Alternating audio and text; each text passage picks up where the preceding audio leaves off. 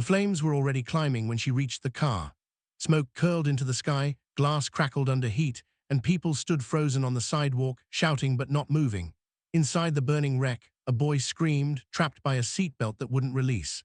In that split second, when fear tells most people to step back, she ran forward. She didn't think about the scholarship interview she was about to miss, the grades she had fought years to earn, or the rules that governed her future. She thought about one thing only: if she didn't act now, someone would die. What she couldn't have known was that saving that boy would cost her everything she had worked for, and that the truth about who his father was would change the story forever. Welcome to Swift Tale, where extraordinary moments reveal the quiet strength of ordinary people. And if this is your first time visiting Swift Tale, let me ask you, do you enjoy powerful stories that challenge how we judge others and remind us what real courage looks like? If so, would you like, share, and subscribe to the channel so you never miss a story like this one? Here, we don't just tell dramatic events, we explore the human choices behind them and the consequences no one sees coming. Today's story is about a young black girl who did everything right, academically, morally, and personally, and still paid a devastating price for choosing humanity over rules. It's about a scholarship that represented her way out, her proof that hard work mattered, and how it was taken from her because she was absent at the worst possible moment.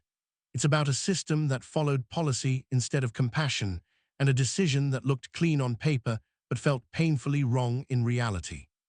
This story matters because it forces us to ask uncomfortable questions. What do we value more, perfect attendance or a human life? Do rules exist to guide us or to replace our judgment? And how often do the people with the least power end up paying the highest price for doing the right thing? As you listen, you'll see how one selfless act exposed a much bigger injustice, and how truth has a way of finding its voice, sometimes through the very people we least expect. So stay with me, because what begins with fire and sacrifice will lead to revelation, accountability, and a reminder that character is revealed not when it's convenient, but when it costs you something. And by the end of this story, you may never look at doing the right thing the same way again. Long before the fire, long before anyone outside her neighborhood knew her name, she had built her future one disciplined day at a time. The scholarship wasn't just an award, it was her lifeline. It meant escape from uncertainty, relief from financial pressure, and proof that her effort mattered in a world that rarely offered second chances. Every grade, every late night of studying, every sacrificed weekend had been made with that single goal in mind. For her family, it represented hope. For her, it represented survival. She lived in a constant balance between responsibility and ambition. After school, she helped at home, cared for younger siblings, and worked part-time whenever she could. There were no shortcuts, no safety nets. Teachers often praised her work ethic, but praise didn't pay tuition. The scholarship did. It was the difference between continuing her education and watching her dreams quietly slip away. She understood that pressure deeply and carried it without complaint. From the moment she was awarded the scholarship, the expectations became strict and unforgiving. Attendance had to be perfect. Deadlines were absolute. No excuses, no exceptions. One violation, no matter the reason, could trigger a review. She read the rules carefully, memorized them, lived by them. She planned her days with precision, knowing she was always one misstep away from losing everything she had earned. The system didn't reward context, it rewarded compliance. Despite the pressure, she thrived. Her grades stayed high.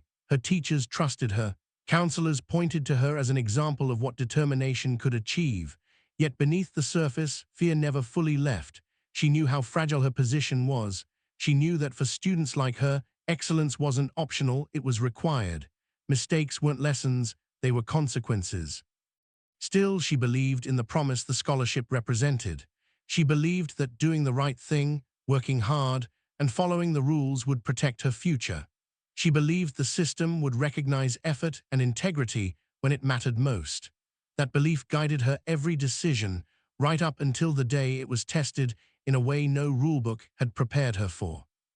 Because the fire didn't just challenge her courage. It challenged everything she thought the system stood for. The day began with routine, the kind she depended on to keep her life steady. She woke early, reviewed notes for a mandatory scholarship meeting, and double-checked her schedule before leaving the house. Everything was timed carefully: bus routes, walking distance, arrival windows. Being late wasn't an option. Missing an obligation wasn't just a mistake, it was a threat to her future. She stepped outside carrying the weight of expectation, unaware that the day was about to tear her carefully constructed plans apart. The crash happened suddenly, violent enough to shatter the rhythm of the street. Tires screamed, metal folded in on itself, the sound cut through the air like a warning. People stopped walking, cars braked hard.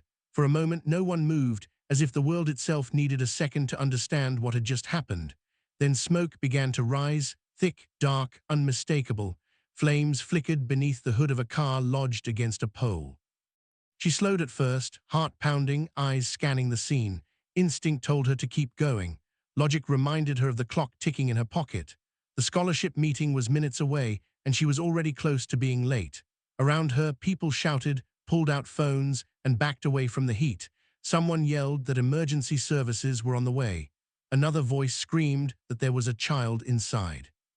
That's when she saw him. The boy was trapped in the back seat, panic etched across his face as smoke filled the car. His cries cut through the noise, raw and desperate.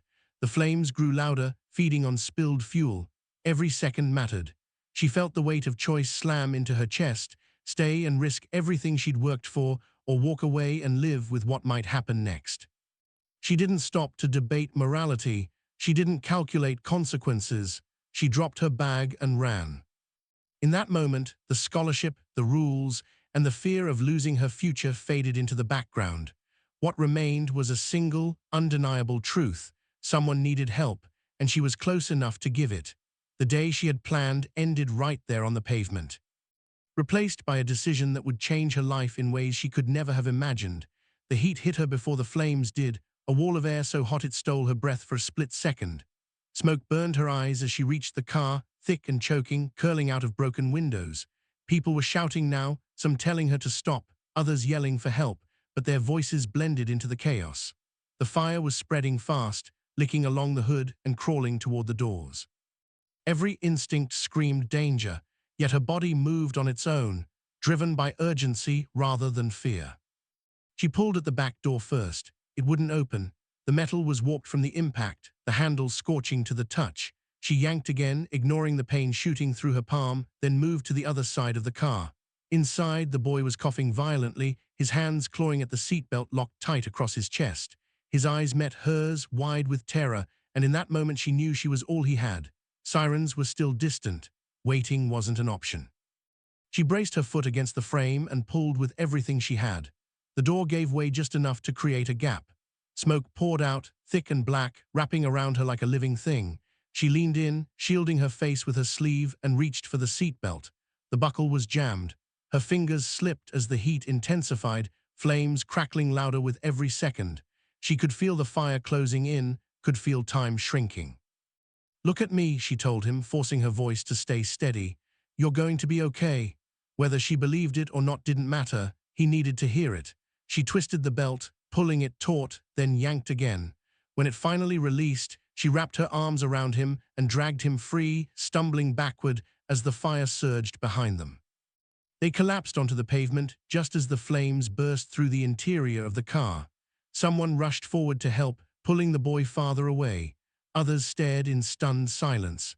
Her chest burned, her hands shook, and her knees felt weak, but she stayed upright long enough to make sure he was breathing, conscious, alive. Only then did the reality hit her. She glanced at the time. The scholarship meeting was already over. And in saving a life, she had unknowingly stepped into the moment that would cost her the future she had worked so hard to protect. The sound of sirens finally filled the air, cutting through the chaos as emergency vehicles swarmed the scene. Paramedics rushed toward the boy, voices urgent but controlled, quickly assessing burns, smoke inhalation, and shock. She stepped back instinctively, hands trembling, skin stinging from heat and scraped metal. Someone wrapped a blanket around her shoulders, asking if she was hurt, if she needed medical attention. She nodded absently, her eyes fixed on the boy as he was loaded onto a stretcher, alive because she had acted when no one else did. As the crowd began to thin, reality crept in with brutal clarity. Her phone buzzed repeatedly in her pocket, missed calls, notifications, reminders she had set herself to never ignore. She didn't need to look to know what they were. the scholarship meeting, the one absence explicitly labeled as non-negotiable. Her chest tightened, not from smoke this time, but from the sudden weight of consequence pressing down on her. She had known the risk. She had just hoped, naively maybe, that doing the right thing would count for something. Police officers asked for her statement. Firefighters nodded at her with quiet respect. Strangers thanked her, calling her brave, a hero. The words felt distant, unreal. None of them understood what this moment had already cost her. Heroism didn't come with an extension. Courage didn't pause deadlines. While the boy was being rushed towards safety, her future was slipping silently through bureaucratic cracks. By the time she was cleared to leave, her hands were blistered, her clothes smelled of smoke, and her legs felt unsteady. She borrowed a phone charger and checked her messages. The meeting had concluded. Attendance was marked. No explanation given, no note of delay, just absence. Her stomach dropped as the reality settled in. The system didn't see flames or fear or a child trapped in a car. It saw a student who failed to show up. She walked away from the scene slowly, the cheers and concern fading behind her. The boy was alive. That mattered. She reminded herself of that again and again, but with every step, the distance between her and the life she had planned grew wider. The rescue had saved one future and placed hers in immediate danger. She didn't know it yet, but the hardest part of the story was no longer the fire. It was what came after. The shift was subtle at first, almost easy to miss. When she returned to school, there were no banners, no announcements, no acknowledgement of what she had done. A few classmates whispered when they saw the burns on her hands. One teacher asked quietly if she was okay. But when it came to the scholarship office, the place that held her future, the tone was cold, procedural, and unmoved by circumstance. She explained what had happened, carefully and respectfully. She described the accident, the fire, the boy trapped inside the car. She showed photos of her injuries, the incident report number, the names of first responders who had witnessed everything. She expected questions rooted in concern, maybe even understanding. Instead, she was met with silence followed by policy language, attendance requirements, mandatory meetings, zero-tolerance clauses. Words delivered without emotion, as if they were reading from a script written long before she ever existed. What hurt most wasn't the denial, it was the reframing. Somewhere between her explanation and their response, she stopped being a student who saved a life and became a risk, a liability, an exception that threatened consistency. They spoke about fairness to other recipients, about precedent, about how rules had to apply equally. No one argued that she hadn't done something extraordinary. They simply said it didn't matter. She listened, nodding, hands folded tightly in her lap to keep them from shaking. Interrupting wouldn't help. Emotion wouldn't change policy. She had learned that lesson early in life. Still, the contradiction cut deep. The same system that praised leadership and character in its mission statements now treated her actions as an inconvenience. Courage, it turned out, wasn't a category on their forms. The word review was used, but it felt hollow. Reviews took time. Decisions, once entered into the system, rarely reversed themselves. She left the office with no reassurance, no timeline, and no sense that anyone intended to fight for her. The hallway felt longer than usual as she walked away. Each step echoing with the realization that doing the right thing had quietly placed her on the wrong side of the rules. By the end of the day, the whispers had reached her ears. She missed the meeting. Rules are rules. That scholarship is strict. The narrative was already shifting, stripped of fire and smoke and urgency, reduced to absence, reduced to non-compliance. In saving a life, she had crossed an invisible line. And now the system was preparing to punish her for it. The notification arrived quietly, without drama or warning, buried among routine emails and automated updates. She almost missed it. The subject line was neutral, administrative, the kind designed to sound final before it was even opened. When she read the words, her chest tightened and her vision blurred, not because she didn't understand them, but because she had already known they were coming. The scholarship had been revoked due to failure to meet mandatory attendance requirements. No mention of fire, no mention of rescue, no mention of a boy pulled from a burning car, just policy, cited and enforced. She read it again, hoping she had misunderstood. Then a third time, slower, as if careful reading might unlock a hidden exception. There was none. The message thanked her for her participation, wished her luck in future endeavors, and outlined the appeals process in language so formal it felt almost cruel. The system had already moved on. Her place had already been reassigned. She was no longer a recipient, just a former name in a database. When she told her family, the room fell silent. No one knew what to say. Pride and heartbreak collided in the same breath. They were proud of her deeply, fiercely, but pride didn't replace tuition. It didn't cover books, housing, or the opportunities the scholarship had promised. She watched the disappointment flicker across their faces, not because they blamed her, but because they understood exactly how rare chances like this were, and how easily they could disappear. That night she lay awake, replaying the moment over and over, the flames, the screaming, the choice. She asked herself the question no one else would say out loud: if I had known this would happen, would I still have done it? The answer came quickly, painfully clear. Yes, and that made it hurt even more, because it meant the loss was real and unavoidable and still worth it. At school, things changed. Teachers offered quiet sympathy but little help. Friends didn't know how to respond. Some treated her like a hero, others avoided the subject altogether. Administrators spoke in careful tones, emphasizing how unfortunate the situation was, as if misfortune had chosen her at random. She felt invisible in the one place she had worked hardest to be seen. The scholarship had been more than money. It was validation, proof that effort mattered. Losing it felt like being told, in the clearest way possible, that character was optional, but compliance was everything. And as she stood at the edge of a future suddenly stripped of certainty, she had no idea that the story wasn't over yet. Because the boy she saved was recovering. And the truth about who his father was about to surface. While her world was quietly unraveling, the boy she had pulled from the burning car was waking up in a hospital bed, surrounded by beeping monitors and the steady presence of nurses. His injuries were serious, but not life-threatening: burns along his arms, smoke in his lungs, shock that lingered long after the flames were gone. Doctors told his family the same thing again and again. If she hadn't acted when she did, the outcome would have been very different. The boy remembered fragments of the rescue, the heat, the panic, the moment he thought he was going to die, but what stayed with him most clearly was her face, focused, determined, calm in the middle of chaos. He asked about her almost immediately. Who was she? Was she okay? Did she get hurt because of him? His concern confused some of the adults in the room, who assumed his gratitude would fade once the danger passed. It didn't. His father listened quietly as the details were explained. He was a man used to being informed quickly, thoroughly, and accurately. When he heard that the girl who saved his son had run toward a burning car while others stood back, his expression changed. When he heard she had been injured in the process, it hardened. And when he learned she was a student who had missed something important because of the rescue, he asked a single, pointed question: what did she lose? The answer unsettled him. As the boy recovered, he insisted on knowing more. He wanted to thank her, he wanted to see her, he wanted her to know he was alive because of her. But there were complications: privacy rules, timing, hospital restrictions. Days passed.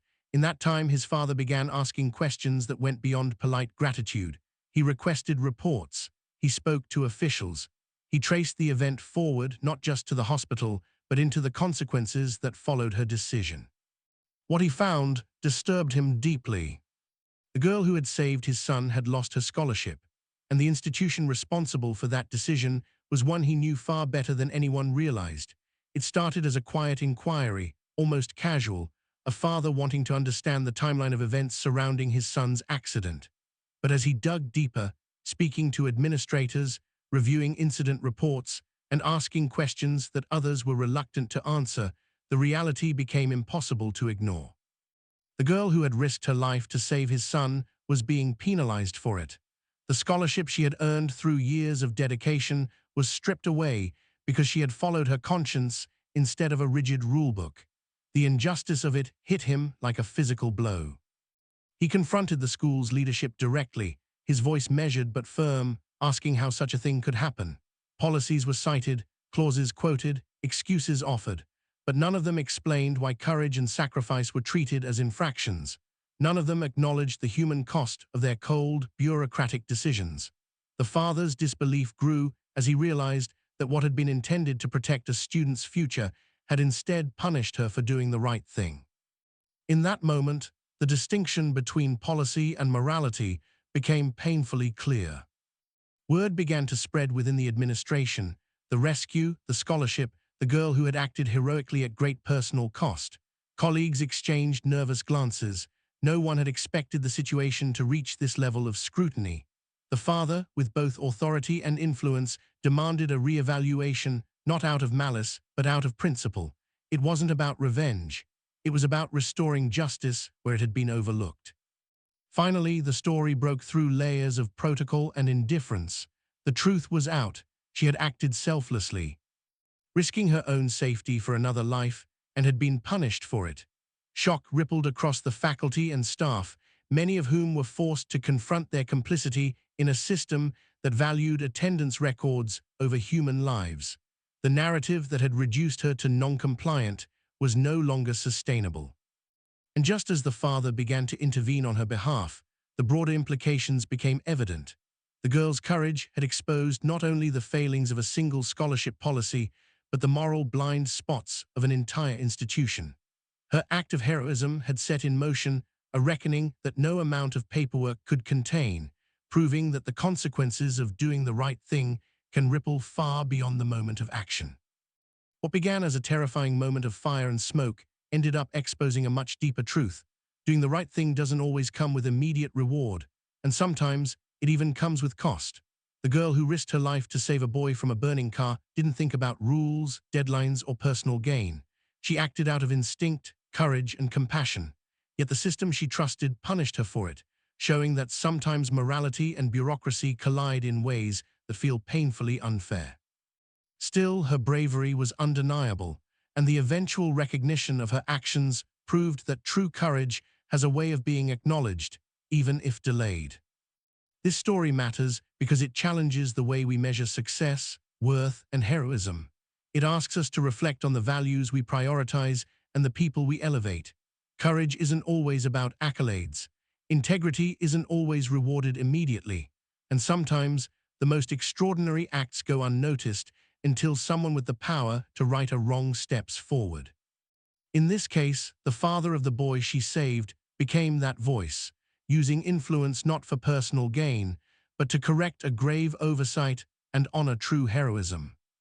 Here at Swifttail, we share stories like this to highlight the extraordinary decisions made by ordinary people, and to remind you that character often speaks louder than credentials.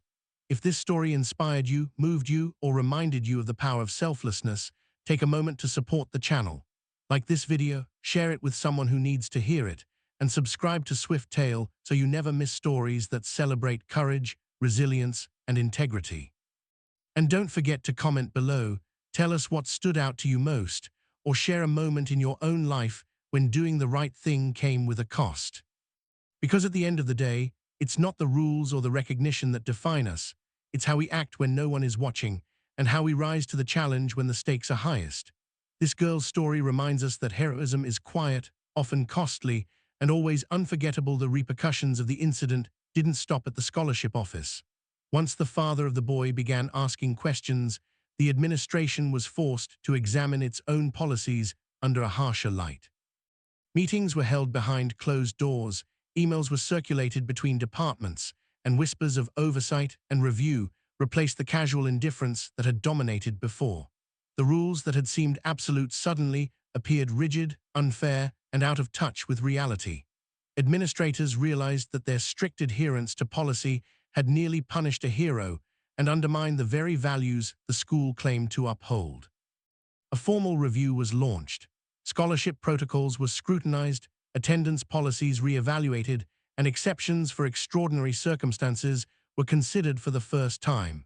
The culture of compliance without compassion had been exposed, and the institution knew it could not simply return to business as usual. Staff members who had initially supported the punitive decision faced uncomfortable questions about judgment and ethics.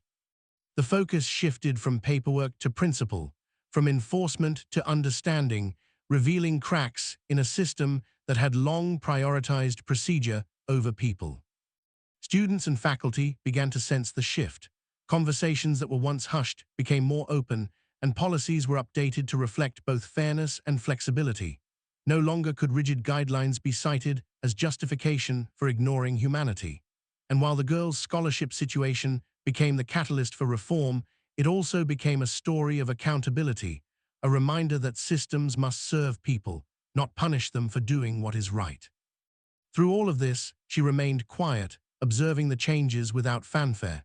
She didn't seek attention or validation, but her actions had forced the school to confront its shortcomings and implement reforms that would protect future students. In saving a life, she had inadvertently saved the integrity of the institution itself, proving that courage has ripple effects far beyond the immediate moment of action. Despite the upheaval around her, she faced a choice: to become bitter and resentful, or to rise above the injustice and continue pursuing her goals. Losing the scholarship was a blow, one that could have crushed her spirit, but she refused to let the system define her worth. She understood that anger and self-pity, while natural, would not restore her future or honor the life she had saved.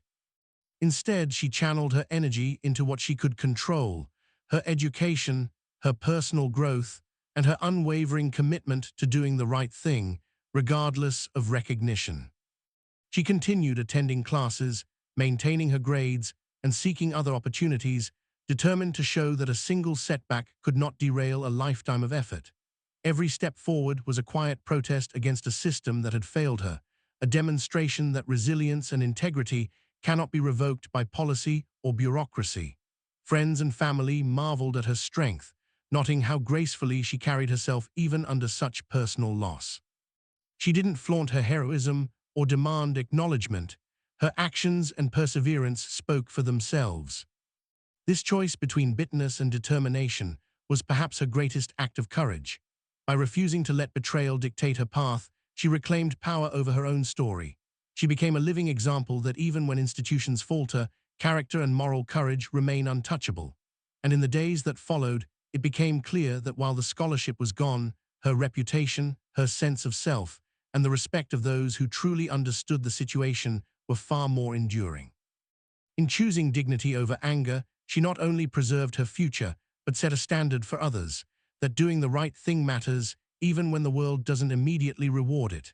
And sometimes, the most profound victories are those that are quietly won, without applause, but with lasting impact. As details of the rescue and the scholarship decision began to circulate beyond closed offices and private meetings, public perception started to shift. What had once been an isolated incident known only to a few administrators slowly became a broader conversation about fairness, compassion, and responsibility. Students talked about it in hallways. Faculty debated it in staff rooms. The story of a girl who ran toward fire while others stepped back struck a nerve, especially when people learned she had been punished for that bravery instead of supported. Support began to surface in unexpected ways. Some teachers quietly advocated on her behalf, writing letters and speaking up during meetings. Classmates shared her story, reframing her not as a rule breaker, but as someone who embodied the values the institution claimed to stand for. Even those who had once believed rules are rules found themselves reconsidering when faced with the reality of what she had done. The narrative was no longer about a missed meeting, it was about a life saved. Beyond the school, the story resonated even more strongly. Community members expressed disbelief that such a selfless act could result in punishment. Conversations emerged about how systems often fail the very people they should protect, especially those who act with courage and integrity. Her experience became a mirror, forcing others to examine how easily humanity can be lost behind procedures and paperwork. Through it all, she remained composed, refusing to capitalize on attention or sympathy. She didn't seek to control the narrative, she simply lived it, and that quiet authenticity made the shift in perception even more powerful. People began to see her not just as a hero of one moment, but as a symbol of resilience and moral clarity. In changing how others viewed her, the story also began changing how they viewed themselves and the systems they trusted without question. This story isn't just about a burning car, a lost scholarship, or a powerful father stepping in at the right moment. It's about you and the choices you make when no one is watching. It asks a question that's uncomfortable but necessary. If you were in her place, what would you have done? Would you have followed the rules and protected your future, or would you have risked everything to save a life? There's no easy answer, But her story reminds us that character is revealed not in moments of convenience, but in moments of crisis. We live in a world governed by systems, rules, deadlines, policies designed to create order. And while those systems are necessary, this story shows what happens when they are followed without empathy. It challenges us to think beyond what is allowed and consider what is right. Because progress, justice, and humanity don't come from blind compliance. They come from people willing to act with courage, even when the cost is high. As you reflect on her journey, consider the ways you judge others. How often do we see only outcomes, not circumstances? How often do we label people by a single missed requirement instead of their full character? Her experience is a reminder that behind every rule violation could be a story of sacrifice we never took the time to hear. Let this story stay with you beyond the screen. Let it shape how you respond to others, how you balance fairness with compassion, and how you define success in your own life. Because the world doesn't change through grand speeches or perfect systems, it changes when ordinary people choose empathy over indifference and courage over comfort. Long after the flames were extinguished and the paperwork was finalized, the impact of her choice continued to ripple outward in quiet but meaningful ways. The rescue became more than a moment of bravery. It became a reference point, a story shared when discussions of policy, fairness, and leadership arose. It reminded people that integrity cannot be measured by attendance sheets or compliance forms, and that true character often reveals itself in the most unexpected circumstances. Her legacy was never about recognition or reward. It lived in the subtle changes that followed, revised policies that allowed room for humanity, conversations that encouraged empathy, and a renewed awareness that rules should serve people, not silence them. For students who heard her story, she became proof that courage does not require permission, and that doing the right thing can leave a lasting imprint even when it comes at personal cost. For her, life moved forward with a deeper sense of purpose. The scholarship may have been lost, but something far more valuable remained: self-respect, resilience, and the knowledge that she acted in alignment with her values. Those qualities shaped her future in ways no single award ever could. Opportunities emerged through perseverance and character, not favoritism or convenience, reinforcing the truth that integrity opens doors in unexpected ways. In the end, her story stands as a reminder we all need. Heroism is rarely loud, justice is sometimes delayed, and the right choice isn't always rewarded immediately. But when compassion meets courage, it leaves a legacy that outlasts any policy or title. And that legacy, quiet, powerful, and enduring, is what truly defines a life well lived.